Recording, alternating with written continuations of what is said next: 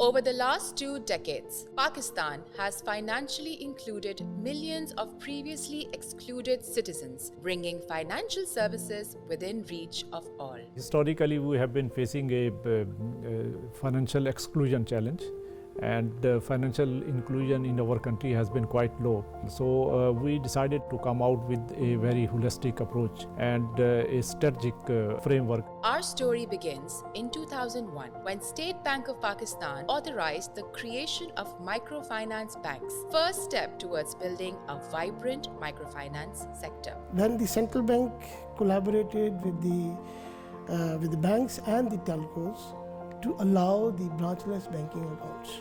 The branchless banking agents were engaged so that the people could be facilitated to have the services at their doorstep, in their community, and that slowly and gradually expanded the outreach of financial services. By 2015, 16% of the general population and 11% of women were financially included. That year, Pakistan's first national financial inclusion strategy was launched. We set certain milestones in order to improve financial inclusion so that we can increase the access as well as the usage of financial services by the ordinary people. In 2017, Pakistan's first national financial literacy program set out to educate and empower low-income and unbanked groups with a separate program for young people. In 2018, Pakistan's second national financial inclusion strategy was launched with ambitious targets for digital payments, women's financial inclusion, SME finance, agricultural finance, and Islamic banking.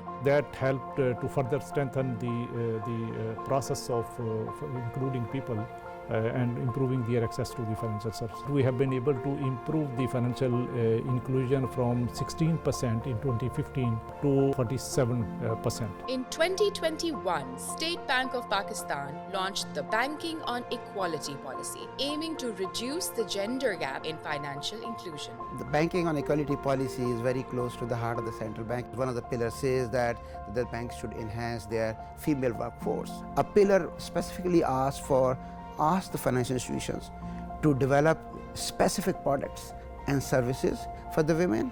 We ask the banks to have the women champions, and I'm happy to share that during only these 3 years, 12.2 million women have opened their account, and those accounts are active.